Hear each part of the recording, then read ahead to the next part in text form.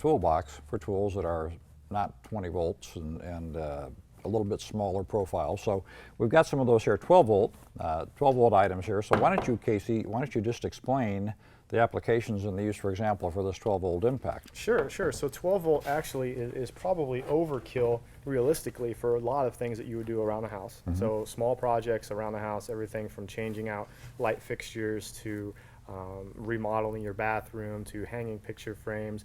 But the reality of it is a lot of professionals prefer the 12 volt system too.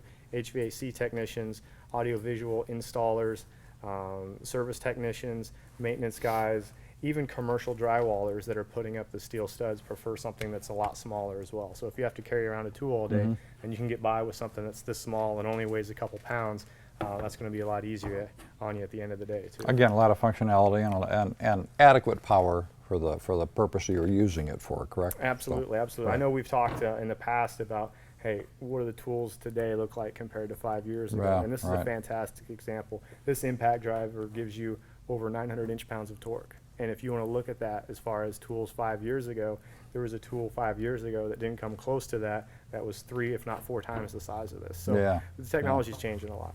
Yeah, a lot easier to use. Well, and you have a couple other pieces of equipment here, lasers, that use these batteries. Show us those things, will you? Yeah. So these are the newest expansion into the 12 volt line. Not only is it great for the smaller tools for purposes we talked about, but it's also great for instrumentation. So we have a wide variety of different things like instant on or instant spot thermometers, infrared thermal imaging cameras, inspection cameras, radar technology, wall scanners. So there's a lot of different instrumentation, and along with that comes lasers for layout, and these are all self-leveling. They all feature a pulse mode, which means that yes, you can see them because they're a bright laser beam, but you can also extend the range out to 165 feet beyond what you could see when you're using a detector with it. And these are compatible with the 12 volt system. So the first one we have here is your traditional red beam laser. And this guy has a pendulum lock, which is great. Both of these will feature that.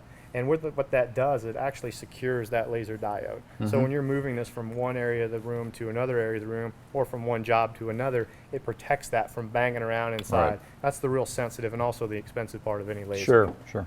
So you can turn that on, and then this actually gives you 3 different ways to get a readout. So it'll shoot out this way, it'll shoot out that way, and then it'll shoot out that way as well. So it gives you 3 different lines for multiple different types of layouts. Right. So you get everything nice and square and put where you need to put it, and it just everything comes out great. Okay.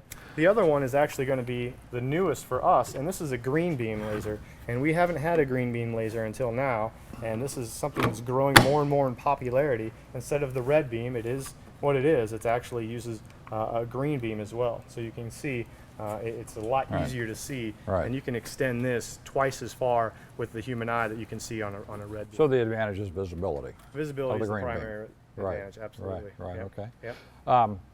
Batteries, 12 volt batteries, you've got an option for somebody who doesn't necessarily need the 12 volt impact, right? And the biggest reason why is because, like I said, we've never had a green beam laser. Right. So there might be some folks that don't need the 12 volt or don't have the 12 volt system that still want to utilize the green beam laser. So what we have here is, instead of using your 12 volt battery, we have this adapter, which looks very, very similar to a 12 volt battery, but it's actually a housing for 4 AA batteries. So this laser will run off of your 12 volt or 4 AA with the use of this adapter.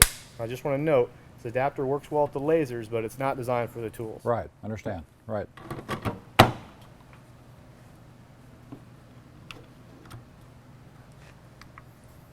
Yeah, okay, so it just gives you that little extra flexibility that you need when you take this out to a job site. You don't always have to worry about having, if you have no use for a 12 volt impact, but you do for the laser, you've got an option that works just fine. Absolutely. I mean, the lasers are designed with a lot of the same standards that our other lasers that we've had for years are.